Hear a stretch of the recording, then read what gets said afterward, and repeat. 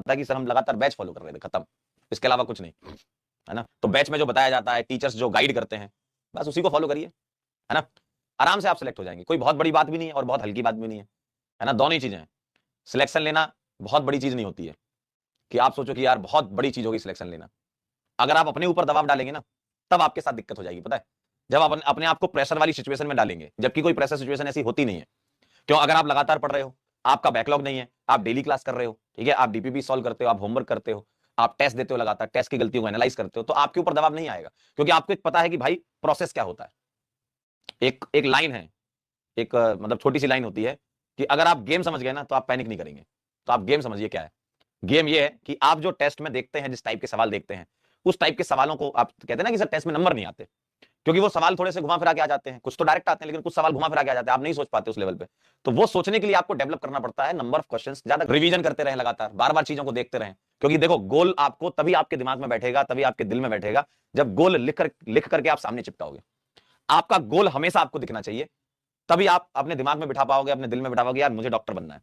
तो ये वाली लाइन जो है ना, वो लिखी होनी चाहिए आपके पास, मुझे डॉक्टर बनना है, और ये लिख करके सामने चिपका लेना है, और डेली उसको देखना है। ये नहीं कि बस देखते ही रहना है, डेली उसको देखना, ताकि वो लिखी हुई चीज आपको याद दिलाएगी आपने क्यों लिखी थी, ठीक है।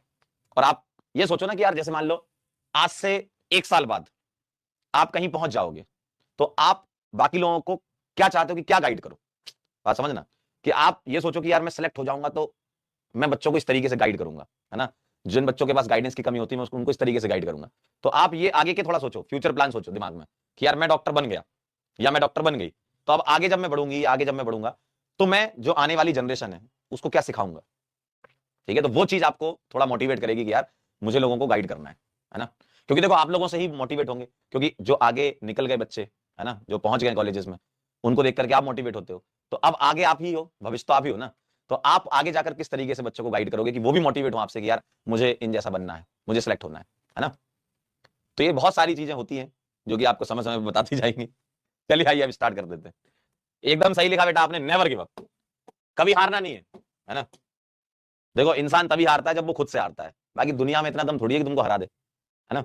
इसी खूबसूरती के साथ एक और कदम आगे बढ़ाते हैं कि अब जो अगले वाले आने वाले इवेंट हो, हम चाहते हैं कि उन इवेंट में हम आपको देखें, है ना। एक वो होता है ना, इच्छा होती है कि जैसे आप लोगों को इतने महीनों से पढ़ा रहे हैं, है ना, एक सेशन पूरा होता है, तो आप जब पढ़ रहे होते तो हम आपको देख नहीं पा रहे, लेकिन वहां जब बच्चे सेलेक्ट होकर आए थे, जो कुछ बच्चे सेलेक्ट होकर आए थे, तो वो कुछ ऐसे किस्से बताते कि सर क्लास में जब अपन क्वेश्चन सॉल्व करते थे तो वहां पर मुझसे ये सिली मिस्टेक हो जाती थी, तो उन सिली मिस्टेक को अवॉइड करने के लिए ज्यादा सवाल हम लगाते थे। तो ये सब चीजें होती हैं, कोई बहुत अलग रॉकेट साइंस नहीं है,